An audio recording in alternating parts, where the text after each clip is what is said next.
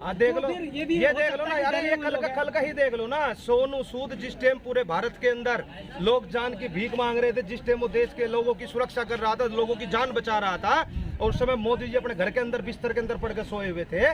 उस समय जिस आदमी ने देश की रक्षा करी, क्योंकि उसका फोटो जहाज के ऊपर छप गया और इनका फोटो एक थैले पे छप गया, तो इनसे वो बेइज्जती बर्दाश्त नहीं हुई। इन लोगों ने तुरंत के तुरंत ही उसके पास छापे मरवा दिए।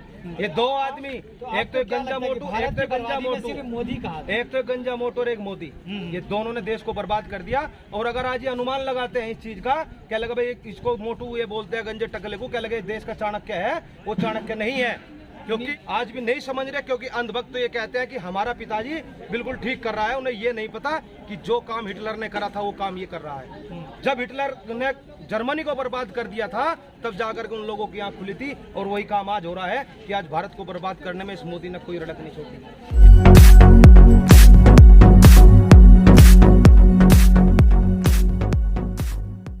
बीजेपी के खिलाफ वोट करेगी लगता है उत्तर प्रदेश। भाजपा के खिलाफ तो यही सारा। आज पूरे देश के अंदर बेरोजगार दिवस मनाया जा रहा है। किस लिए मनाया जा रहा है? विश्व का पहला ऐसा प्रधानमंत्री है जिसका जन्मदिन बेरोजगार दिवस के रूप में मनाया जाता हो। और आज एक मुहिम चली हुई है, या तो कुर्सी छोड़ो या पढ़े लिखो को रोजगार दो।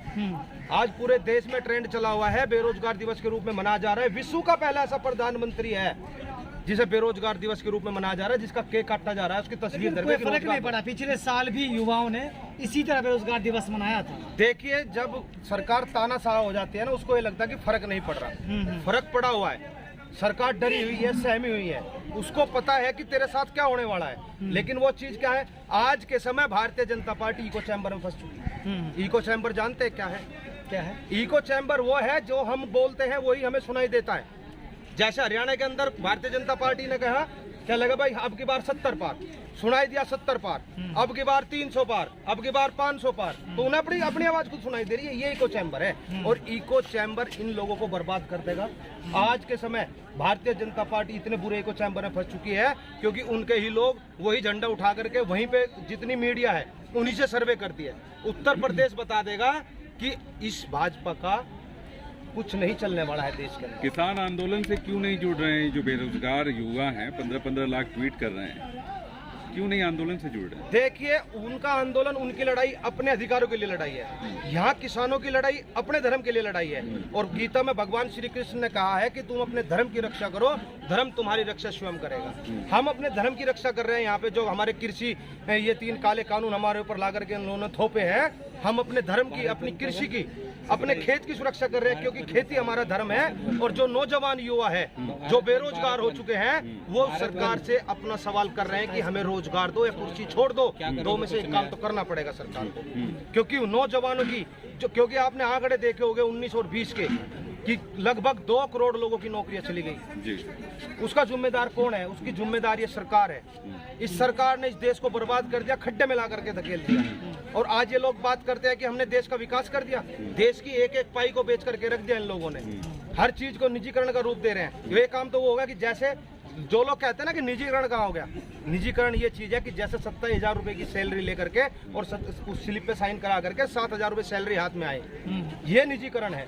और लोग आज भी नहीं समझ रहे, क्योंकि अंधभक्त तो ये कहते हैं कि हमारा पिताजी बिल्कुल ठीक कर रहा है। उन्हें ये नहीं पता कि जो काम हिटलर ने करा था वो काम ये कर रहा है। जब हिटलर ने जर्मनी को बर्बाद कर दिया था, तब जाकर के उन लोगों की आंख खुली थी, और वही काम आज हो रहा है कि आज भारत को बर्बाद करने में इस मोदी ने कोई रड़क नहीं छोड़ी। ये दो आदमी, एक तो गंजा मोटू, एक तो गंजा मोटू, मोदी का, एक तो गंजा मोटू और एक मोदी, ये दोनों ने देश को बर्बाद कर दिया। और अगर आज ये अनुमान लगाते हैं इस चीज का, क्या लगा भाई इसको मोटू ये बोलते हैं गंजे टकले को, क्या लगे देश का चाणक्य है, वो चाणक्य नहीं है।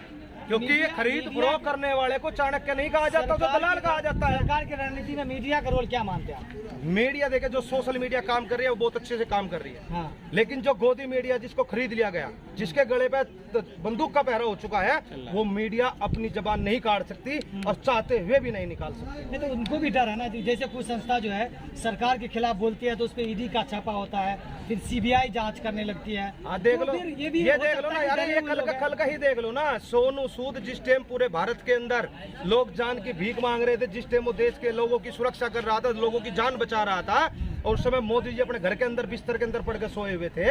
उस समय जिस आदमी ने देश की रक्षा करी, क्योंकि उसका फोटो जहाज के ऊपर छप गया और इनका फोटो एक थैले पे छप गया, तो इनसे वो बेइज्जती बर्दाश्त नहीं हुई। इन लोगों ने तुरंत के तुरंत ही उसके पास छापे मरवा दिए, अच्छा। क्योंकि उन्हें खतरा हो गया। वे सोच रहे थे कि भाजपा में आएगा, लेकिन वो भाजपा में नहीं गया।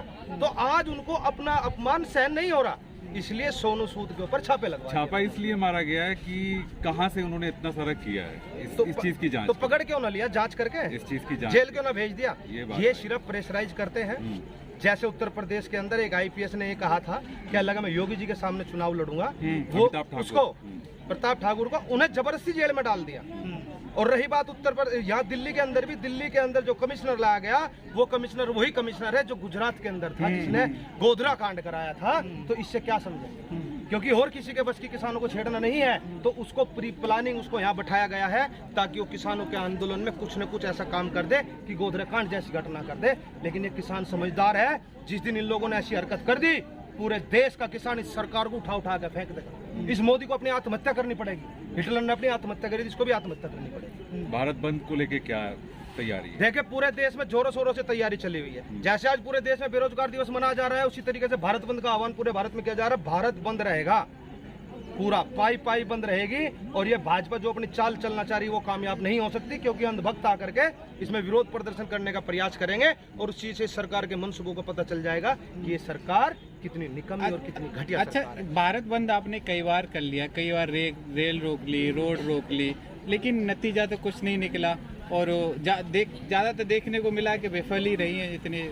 मैं आप लोगों को एक चीज बता देता हूँ कि शहीद भगत सिंह ने एक बात कही थी कि बहरे लोगों को आवाज सुनाने के लिए एक धमाके की आवश्यकता है। और हम बार बार कुछ न कुछ धमाका, कुछ न कुछ उस पिलर पे चोट मारते हैं, क्योंकि ये सरकार बहरी हो चुकी है। और गूंगी बहरी सरकार को जगाने के लिए कुछ तो करना पड़ेगा। आज हम जो परिवर्तन लेकर के आ रहे हैं, आज जब हम पूरा भारत बंद करेंगे, क्या उस सरकार को सुनाई नहीं देगा? क्या उसको पता नहीं चलेगा कि आज भारत बंद है? लेकिन 9 महीने में नहीं सुनाई दिया तो एक दिन में क्या सुन पाएंगे वो? कब तक नहीं सुनेगा? 10वां महीना चल कब तक नहीं सुनेगा? मैं ये कहता हूँ, माझी की कभी कहानी पढ़ना। माझी ने पूरा पहाड़ खोद दिया था अकेले ने दिल्ली तक आने के लिए, ठीक है। एक एक हमारी चोट इस सरकार के लिए, इसकी दीवार गिराने का सरकार को सबसे बड़ी चोट कब देंगे ये बताइए? सरकार को एक पहली छोटी चोट अब 2022 में देकर सबसे बड़ी चोट देंगे 2024 में। क्योंकि और मुझे तो ऐसा लग रहा है कि 2024 तक सरकार चल ही ना पाए, क्योंकि आज बगावत हो चुकी है भाजपा में भी। लोगों को यार, लोगों से अभिव्यक्ति की आजादी छीन ली। बगावत सबसे बड़ी चीज ये है, सबसे बड़ी समस्या इस देश के अंदर एक आ रही है कि यार हमने सरकार चुनी, चलो हम विपक्ष में। आज किसान सवाल कर रहा है, अगर विपक्ष भी सवाल नहीं कर रहा है, विपक्ष सवाल करेगा क्योंकि वो विपक्ष में है। लेकिन और जो सत्ता में है, सुनिए, जो सत्ता में है, जिन्होंने सरकार को चुना है, उन लोगों को सरकार से सवाल करना चाहिए। लेकिन उत्तर प्रदेश में ये भी देखते हैं कि जो छोटी छोटी पार्टियां एक मिनट पहले बात पूरी हो जाने दीजिए। जिन लोगों ने सरकार को चुना है, उन लोगों को आज सरकार से सवाल करना चाहिए। और अगर वो सवाल ना कर सके तो उन्हें अपने आप से सवाल करना चाहिए कि तुमने चुन क्या लिया, जिसने तुम्हारी अभिव्यक्ति की आजादी भी छीन ली। आज जितने अंधभक्त है, परेशान है, नहीं बोल सकते।